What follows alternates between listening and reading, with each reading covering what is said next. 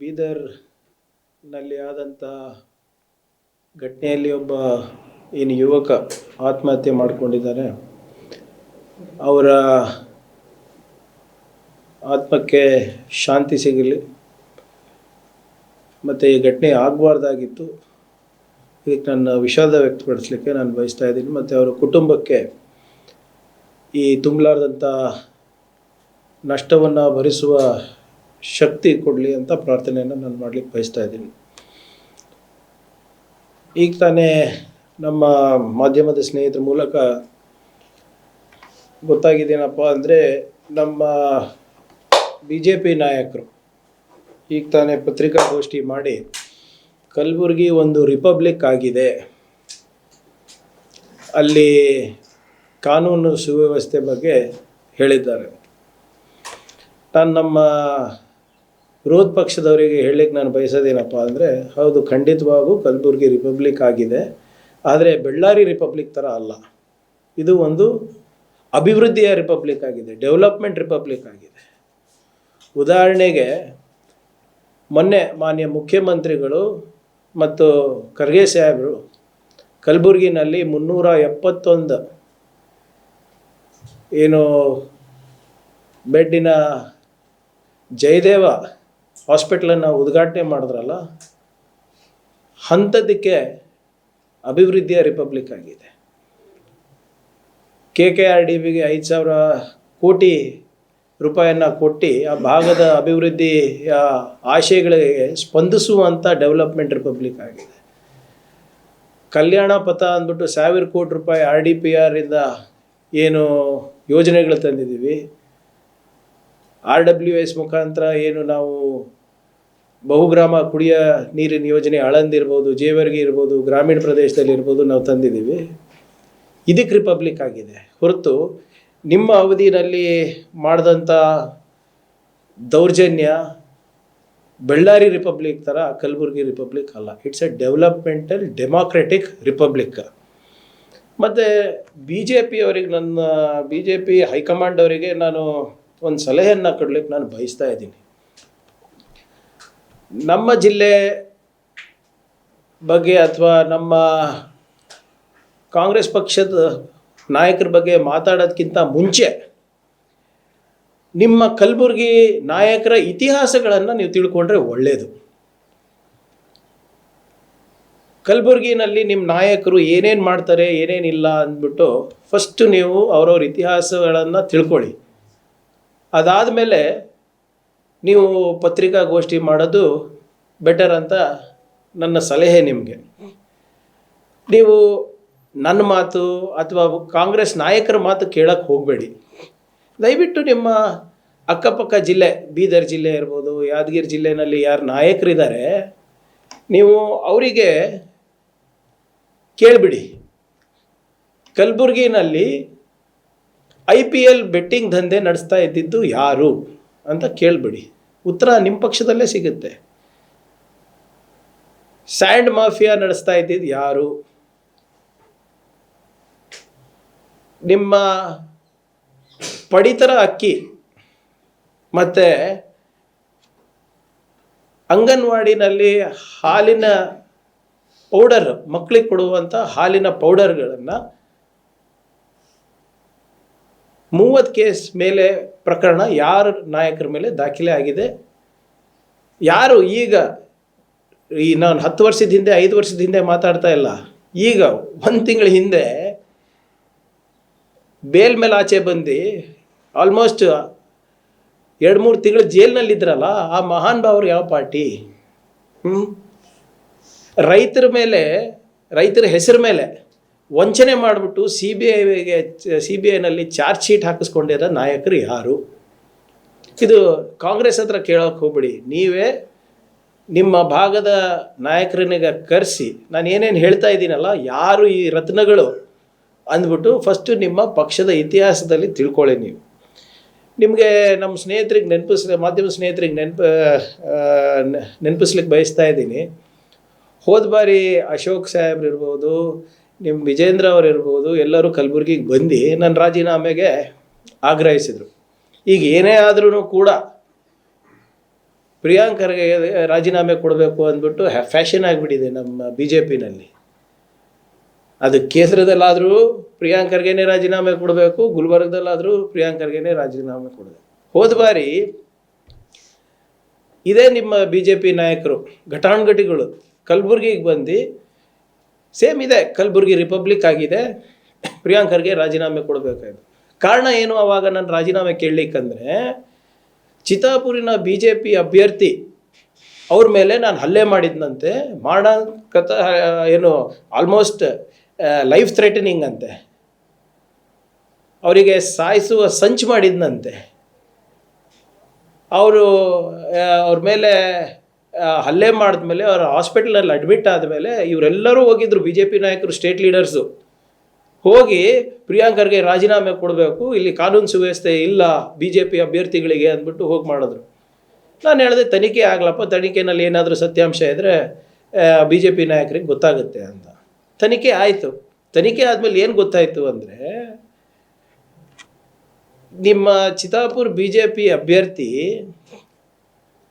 ಅಲ್ಲೆಲ್ಲೋ ಕುಡಿದ್ಬಿಟ್ಟು ಆಕ್ಸಿಡೆಂಟ್ ಮಾಡ್ಕೊಂಡಿದ್ದಾನೆ ಯಾದಗಿರಿನಲ್ಲಿ. ಗಾಡಿಯನ್ನು ಹೈದರಾಬಾದಿಗೆ ಕಳಿಸಿ ಚಿತ್ತಾಪುರಿಗೆ ಬಂದು ಅವ್ರ ಮೇಲೆ ಏನೋ ಒಂದು ಅಟ್ಯಾಕ್ ಆದಂಗೆ ಡ್ರಾಮಾ ಮಾಡ್ಕೊಂಡು ಅಡ್ಮಿಟ್ ಆಗಿರೋದು ಅಂತ ಪ್ರೂವ್ ಆಯಿತು. FSL ರಿಪೋರ್ಟ್ನಲ್ಲಿರ್ಬೋದು, ಬೇರೆದ್ರಲ್ಲೆಲ್ಲ ಇರ್ಬೋದು. ಅವ್ರ ಸ್ವಂತ ಲೀಡರ್ಗಳೇ ಪಾಪ BJP ಅವರಿಗೆ ಮೋಸ ಮಾಡ್ತಾ ಇದ್ದಾರೆ, ಅವ್ರಿಗೆ ಗೊತ್ತಾಗ್ತಾನೇ ಇಲ್ಲ.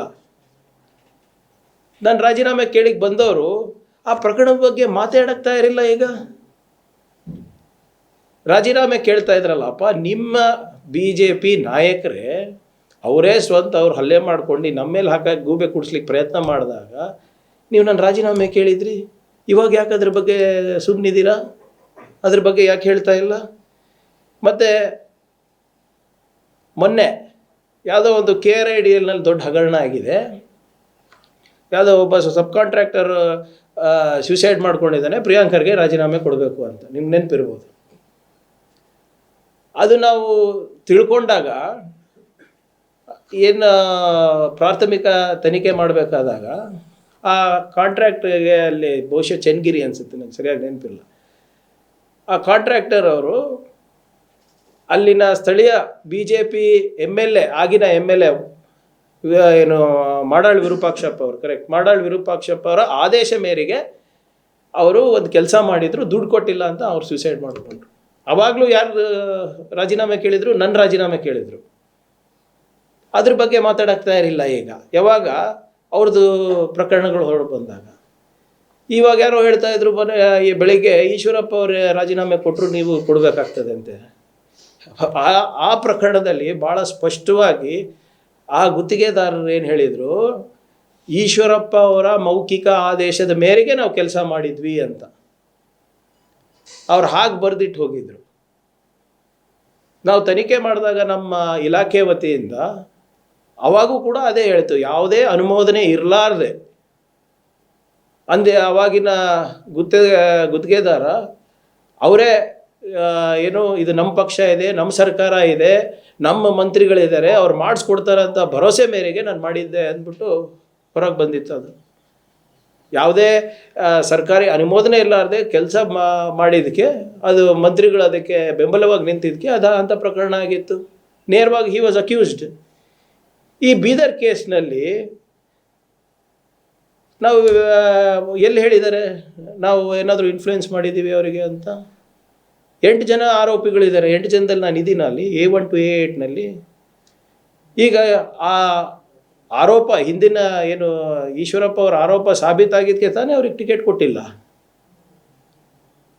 ಇಲ್ಲಿ ಸಚಿನ್ ಅಂತ ಏನೊಬ್ಬ ಯುವ ಗುತ್ತಿಗೆದಾರರಿದ್ದಾನೆ, ಅವರು ಒಂದು ಹೇಳ್ತಾ ಇದ್ದಾರೆ, ಈ 8 ಜನ ಆರೋಪಿಗಳು ಯಾರಿದ್ದಾರೆ, ಇನ್ಕ್ಲೂಡಿಂಗ್ ಈಸ್ ಓನ್ ಬಾಸಸ್, ಯಾವುದೋ ಯೂನಿಟಿ ಇನ್ಫ್ರಾಸ್ಟ್ರಕ್ಚರ್ ಅಂದ್ಬಿಟ್ಟೇನೋ ಪ್ರೈವೇಟ್ ಲಿಮಿಟೆಡೋ ಯಾವುದೋ ಒಂದು ಖಾಸಗಿ ಸಂಸ್ಥೆ ಮೇಲೂ ದೂರು ಕೊಟ್ಟಿದ್ದಾನೆ. ಇವನು ಅಲ್ಲಿ ಪ್ರಾಜೆಕ್ಟ್ ಡೈರೆಕ್ಟರು ಅಥವಾ ಅಲ್ಲಿ ಬೇರೆ ರೀತಿ ಹುದ್ದೆನಲ್ಲಿ ಕೆಲಸ ಮಾಡ್ತಾ ಇದ್ದಾರೋ ನನಗೆ ಸರಿಯಾಗಿ ಗೊತ್ತಿಲ್ಲ. ನನಗೆ ಬಂದಿರೋ ಪ್ರಾಥಮಿಕ ಮಾಹಿತಿ ಅಷ್ಟೇ ಹಂಚ್ಕೋತಾ ಇರೋದು. ಈಗ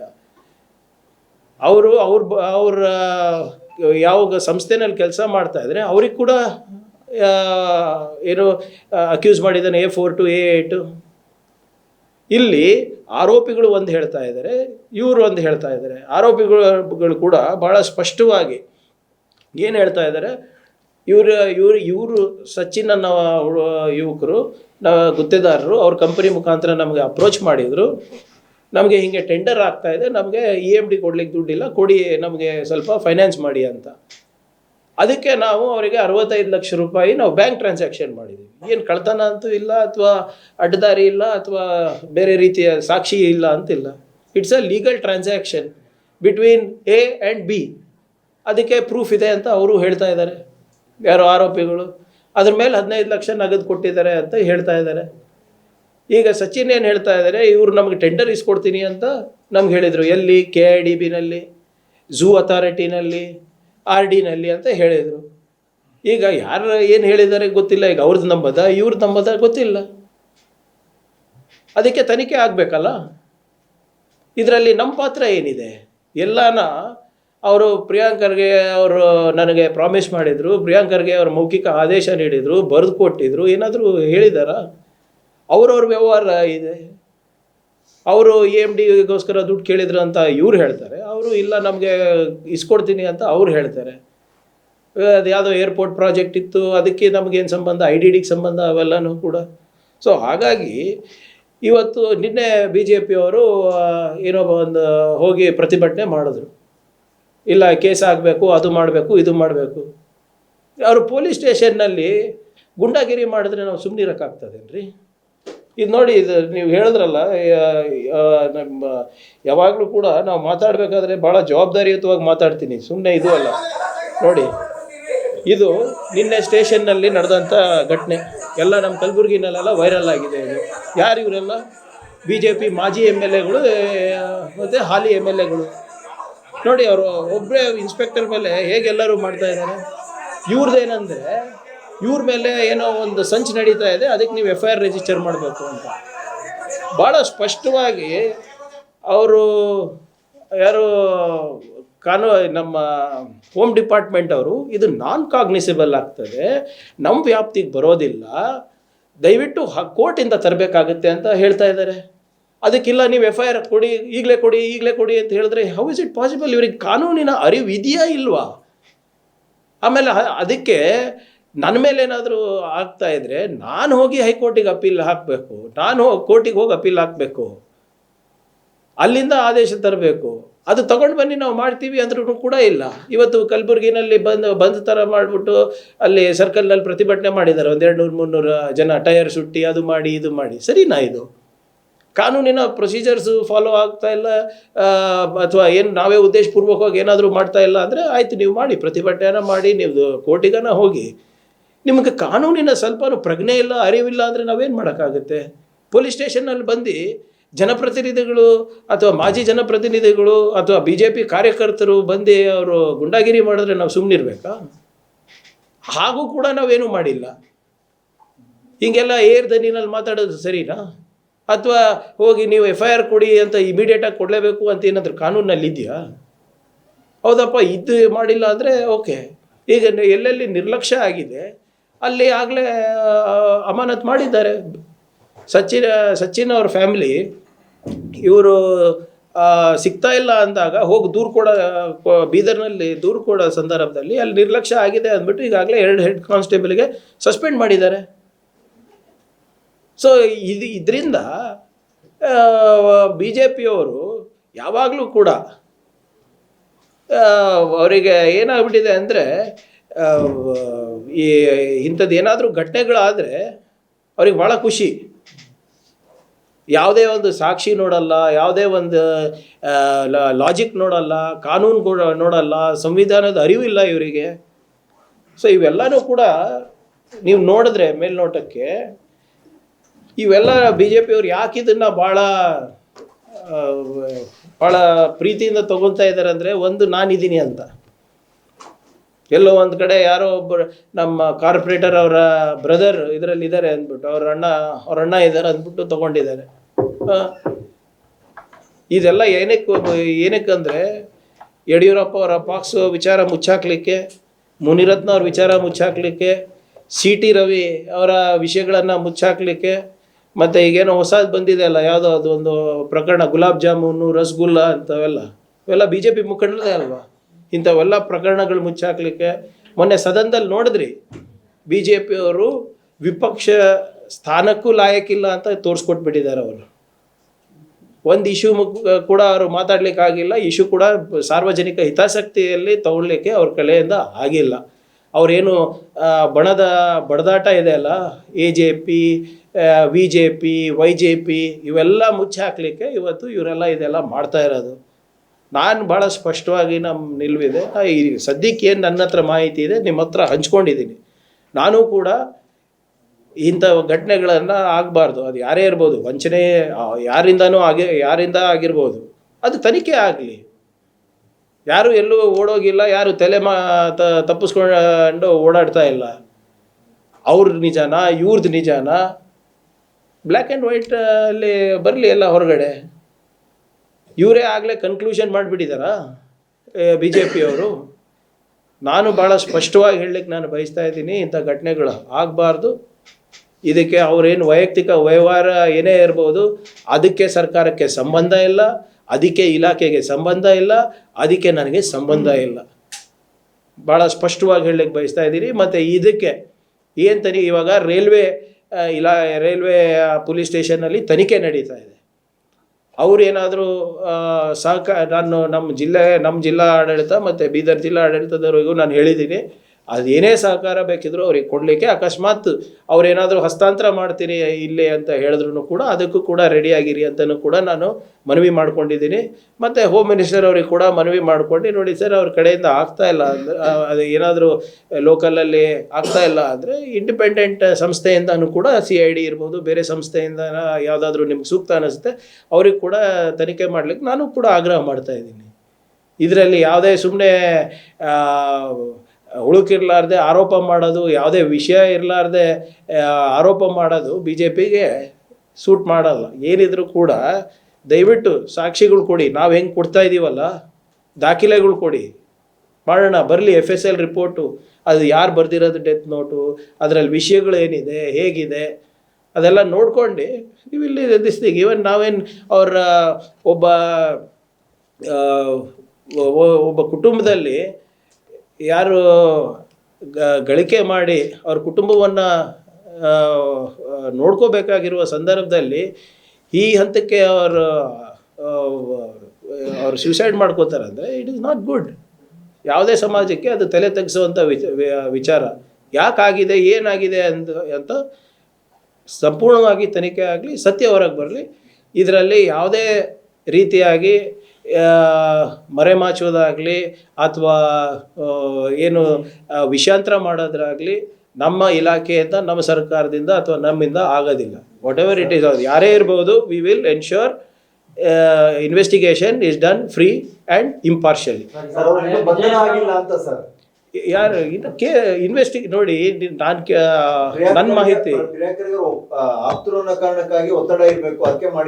ನೋಡಿ, BJP ಅವ್ರು 100 ಹೇಳ್ತಾರ್ರಿ, ಅದು ಮಾಜರಾಗಿದೆಯಾ ಇಲ್ಲ ಸೈಟು ನಮ್ಗೆ ಗೊತ್ತಿದ್ಯಾ. ರೈಲ್ವೆ ಪೊಲೀಸವರು ಇನ್ವೆಸ್ಟಿಗೇಷನ್ ಮಾಡ್ತಾ ಇದ್ದಾರೆ. ಅವ್ರೇನಾದರೂ ಬಂದು ಕೇಳಿದ್ರೆ ಡೆಫಿನೆಟ್ಲಿ ಅವ್ರ ವಿಚಾರಣೆ ಕರೆದ್ರೆ ಹೋಗ್ಬೇಕಾಗ್ತದಲ್ಲ. ಒಂದು ನಿಮಿಷ ಸರ್. ಆಮೇಲೆ ಆರೋಪಿಗಳು ಯಾರಿದ್ದಾರೆ ಅವರು ಕೂಡ ನಿನ್ನೆನೂ ಒಂದು ವಿಡಿಯೋ ಮುಖಾಂತರ ಹೇಳಿದ್ದಾರೆ, ಹಿಂಗೆ ಆಗಿದೆ, ಅದು ತಪ್ಪು ಮಾಹಿತಿ ಹೋಗೋದು ಬೇಡ ಅಂದ್ಬಿಟ್ಟು ಅವ್ರು ಮಾಡ್ತಾಯಿದ್ದಾರೆ. ಅವರು ಎಲ್ಲೂ ತಲೆ ತೆಗೆಸಿ ಓಡಾಡ್ತಾ ಇಲ್ಲ. ಅವರೇನು ಅಬ್ಸ್ಕಾಂಡಿಂಗ್ ಇದ್ದಾರಾ? Nobody is absconding.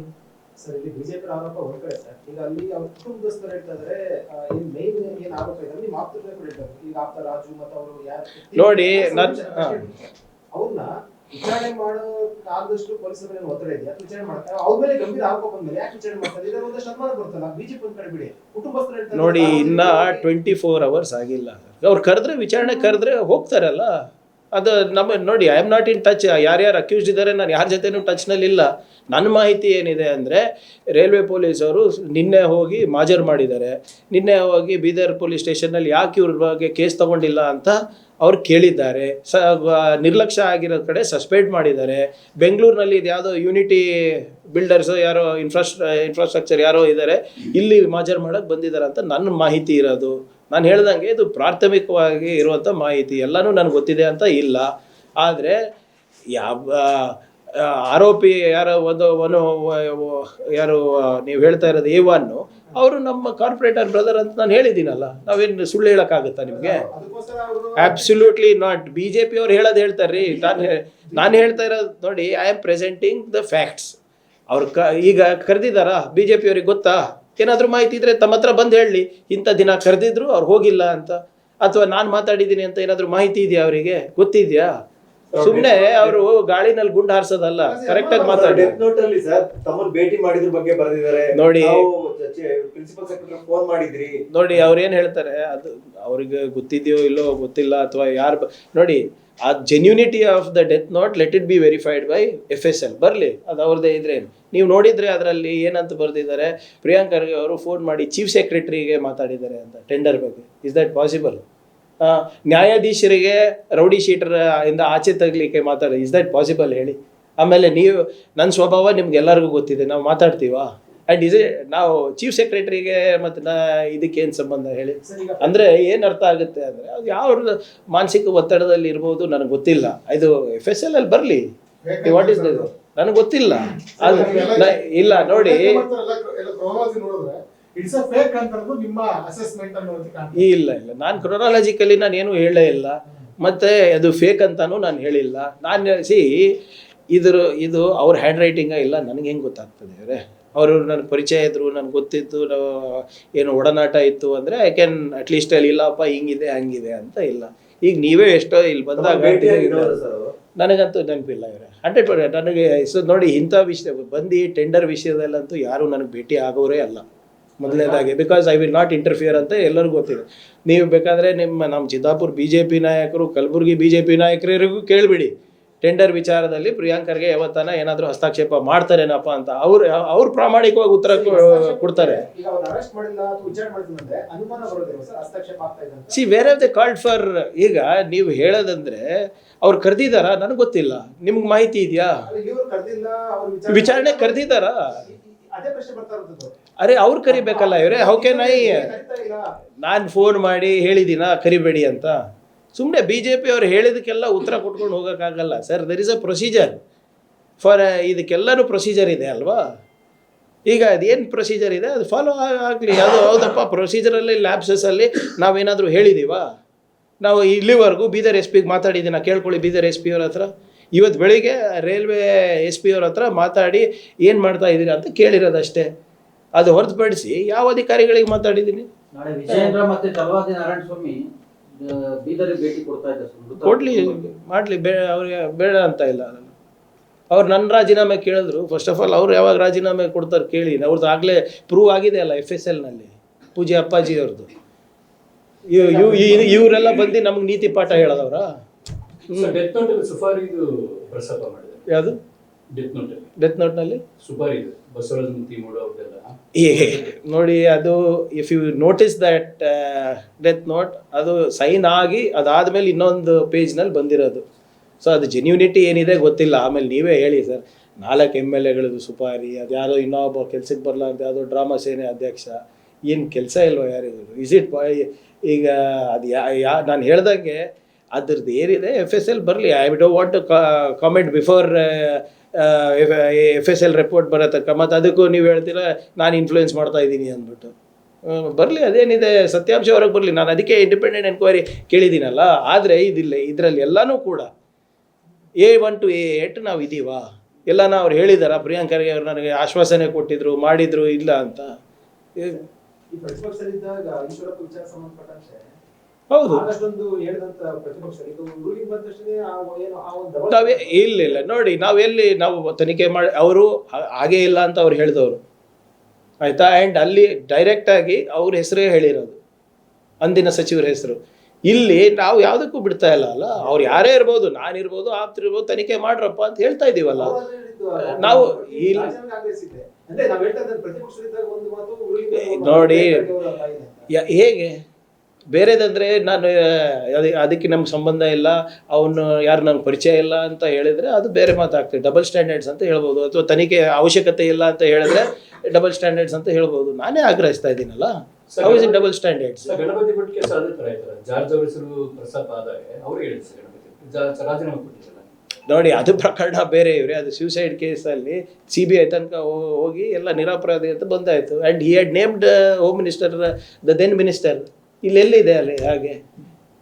ಸರ್ ಪದೇ ಪದೇ ಪ್ರಿಯಾಂಕ್ ಖರ್ಗೆ ಕಲಬುರ್ಗಿ ವಿಚಾರ ಬಂದಾಗ ಈಗ ಕಲಬುರ್ಗಿ ಅಲ್ಲ ಇವ್ರೆ, ಕಲಬುರ್ಗಿ ಅದಾಗಲೇ ನೀವು ಸ್ವಲ್ಪ ಲೇಟ್ ಬಂದು ಅದಾಗಲೇ ಅಡ್ರೆಸ್ ಮಾಡಿದ್ದೀನಿ. ಡೆವಲಪ್ಮೆಂಟ್ ವಿಚಾರದಲ್ಲಿ ಮಾತ್ರ ಅದು. ಸರಿ, ಯಾವುದೇ ಘಟನೆಗಳು ಯಾಕೆ ಪ್ರಿಯಾಂಕ್ ಖರ್ಗೆ ಇವ್ರ ಹೆಸರೇ ಅಲ್ಲಿ ತಲುಪಾಡ್ತಾರೆ? BJP ಕೇಳಬೇಕಲ್ಲ. ಈಗ ಹೆಸರು ನನ್ನ ಹೆಸರು ಜಪ ಮಾಡೋರು ಅವರು, ಅವ್ರಿಗೆ ಕೇಳಬೇಕಲ್ಲ ಇದೇ ದೇವ್ರು ಯಾಕೆ ಹಿಡ್ತಿದ್ದೀರಾ ಅಂತ. ನಾನು ಅವರಿಗೆ BJP ಅವರಿಗೆ ಮನೆ ದೇವರಾಗಿರೋದು ಸತ್ಯ. ನನ್ನ ಹೆಸರು 1-2 ಸರಿ ದಿನಕ್ಕೆ ತಗೊಂಡಿಲ್ಲ ಅಂದರೆ ಅವ್ರ ಮನೆ ಬಾಗಿಲು ತೆಗೆಯೋದಿಲ್ಲ, ಊಟನೂ ಜೀರ್ಣ ಆಗೋದಿಲ್ಲ ಅವರಿಗೆ. ನಾನು ಈ ಉದಾಹರಣೆಗಳು ಕೊಟ್ಟನ ಅಲ್ಲ ಇವರೇ. 4-5 ಸರಿ ಆಯಿತು ಈ ನಮ್ಮ ಸರ್ಕಾರ ಬಂದಮೇಲೆ ಪ್ರಿಯಾಂಕ್ ಖರ್ಗೆಗೆ ರಾಜೀನಾಮೆ ಕೊಡಬೇಕು ಅಂತ ಹೇಳಿದ್ರಿ. ಯಾವ ಪ್ರಕರಣ ಪ್ರೂವ್ ಆಗಿದೆ ಅವ್ರದ್ದು? ಅವರೇ ಸುಳ್ಳು ಸಾಬೀತಾಗಿದ್ದಾರಲ್ಲ. ಅವರ ನಾಯಕರು ಹೇಳಿಕೆ ಕೊಟ್ಟಂಥ ಸಂದರ್ಭದಲ್ಲೇ ಇದಾಗಿಲ್ಲ, ಏನು ಸಂದರ್ಭದಲ್ಲೇ ಪ್ರೂವ್ ಆಗಿದೆ ಅಲ್ಲ ಅವ್ರು ಸುಳ್ಳು ಹೇಳ್ತಾ ಇದ್ದಾರೆ ಅಂತ. ಇದನ್ನು ಕೂಡ ಆಗ್ತದೆ, ತನಿಖೆ ಆಗಲಿ. ಡೆತ್ ನೋಟ್ ಅಲ್ಲಿ ರಾಜಕಪ್ಪನ್ ಅವರು ಸಚಿನ್ ಅವರು ಭೇಟಿ ಮಾಡಿಸಿದ್ರು, ಈ ಸಂಬಂಧ ಅಧಿಕಾರಿಗೆ ನೀವು ಕರೆ ಮಾಡಿದ್ರಿ ಅನ್ನುವಂಥದ್ದು ಅದೇ ಹೇಳಿದ್ನಲ್ಲ ಇವರೇ, ಚೀಫ್ ಸೆಕ್ರೆಟರಿ ಅಂತ ಹೇಳಿದ್ದಾರೆ. ಈ ಚೀಫ್ ಸೆಕ್ರೆಟರಿಗೆ RDPRDಗೆ ಏನು ಸಂಬಂಧ ಹೇಳಿವೆ? ಅದರಲ್ಲೇ ಗೊತ್ತಾಗ್ತದೆ ಅದು ಅವರಿಗೆ ಎಷ್ಟು ಮಾಹಿತಿ ಇದೆಯೋ ಇಲ್ಲೋ ಗೊತ್ತಿಲ್ಲ ಅಂತ ನಾನು ಹೇಳಿದ್ದೀನಲ್ಲ. ಚೀಫ್ ಸೆಕ್ರೆಟರಿಗೆ ನಾನು ಮಾತಾಡೋಕ್ಕಾಗ್ತದಾ with respect to department tender? So ಅದನ್ನು ನಾನೇನು ಐ ಆಮ್ ನಾಟ್ ಅದು ಜೆನ್ಯೂನಿಟಿ ಆಫ್ ದ FSL ಇದು ಸಾರಿ ಆಫ್ ದ ಲೆಟರ್ ನಾನು ಡಿಬೇಟ್ ಮಾಡೋಕ್ಕೆ ಹೋಗಲ್ಲ. ಬರಲಿ ಯಾರ್ದು ಹ್ಯಾಂಡ್ ರೈಟಿಂಗ್ ಇದೆ, ಏನಿದೆ, ಹೇಗಿದೆ ಅಂತ. ಗ್ಯಾರಂಟಿ ನ್ಯೂಸ್, ಸುದ್ದಿ ಖಚಿತ, ನ್ಯಾಯ ನಿಶ್ಚಿತ.